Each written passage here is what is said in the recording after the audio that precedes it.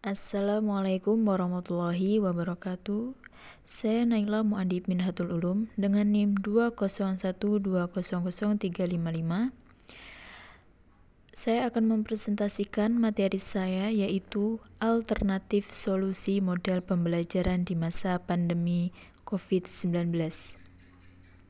Sebelum kita mulai, kita harus mengetahui apa sih arti dari pandemi COVID-19 itu. Pandemi COVID ialah penyakit menular yang disebabkan oleh virus SARS-CoV-2.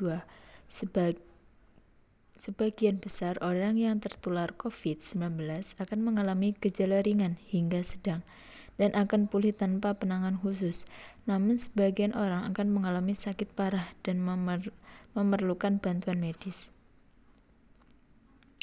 Dan di sini juga ada pengertian tentang pendidikan. Pendidikan adalah pembelajaran pengetahuan, keterampilan, dan kebiasaan sekelompok orang yang diturunkan dari satu generasi berikutnya melalui pengajaran, pelatihan, atau penelitian. Pendidikan sering terjadi di bawah bimbingan orang lain, tetapi juga memungkinkan secara otodidak. Kendala-kendala yang dihadapi oleh guru yaitu yang pertama, kurangnya pemahaman siswa, yang kedua, kurangnya fasilitas, yang ketiga, pengajaran lebih dituntut untuk lebih menguasai teknik pembelajaran daring, yang keempat, guru sulit memantau perkembangan belajar siswa secara langsung. Ternyata pembelajaran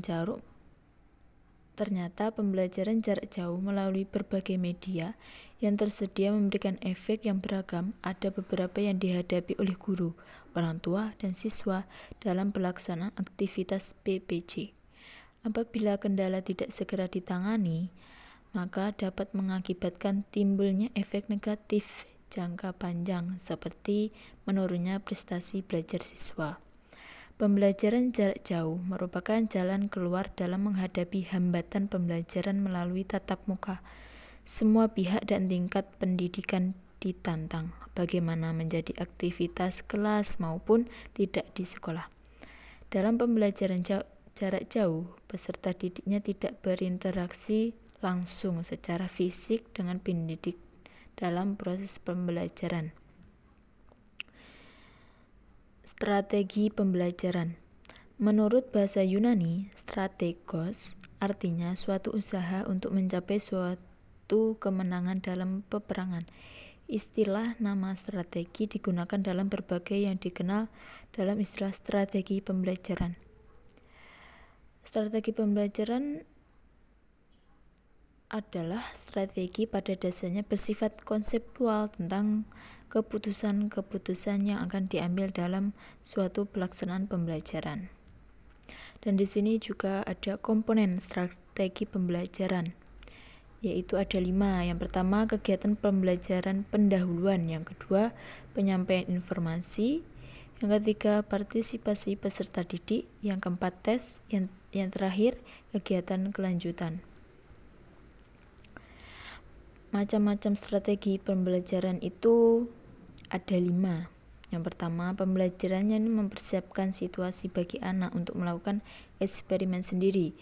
Itu yang disebut strategi inquiry learning. Yang kedua, strategi problem based learning atau PBL. Permasalahan nyata sebagai konteks untuk para peserta didik belajar berpikir kritis dan keterampilan memecahkan masalah dan memperoleh pengetahuan. Yang ketiga, strategi project based learning ialah pembelajaran yang menggunakan proyek atau kegiatan sebagai media.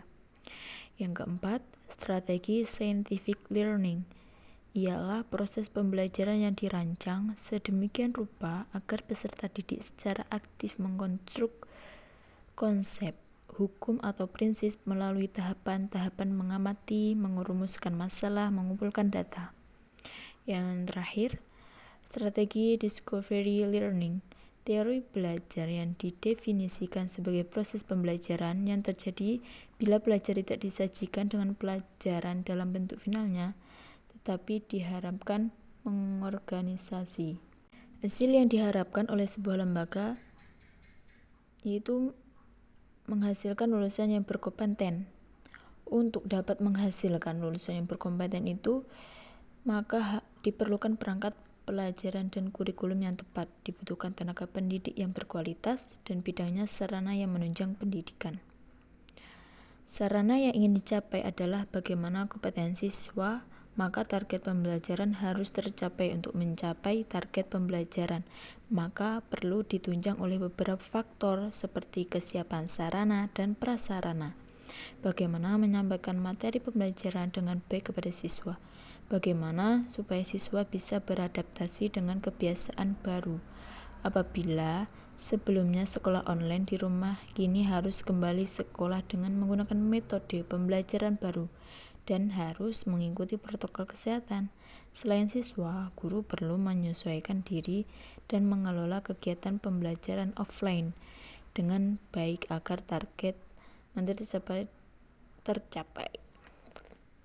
Cukup itu saja penjelasan dari saya. Terima kasih. Wassalamualaikum warahmatullahi wabarakatuh.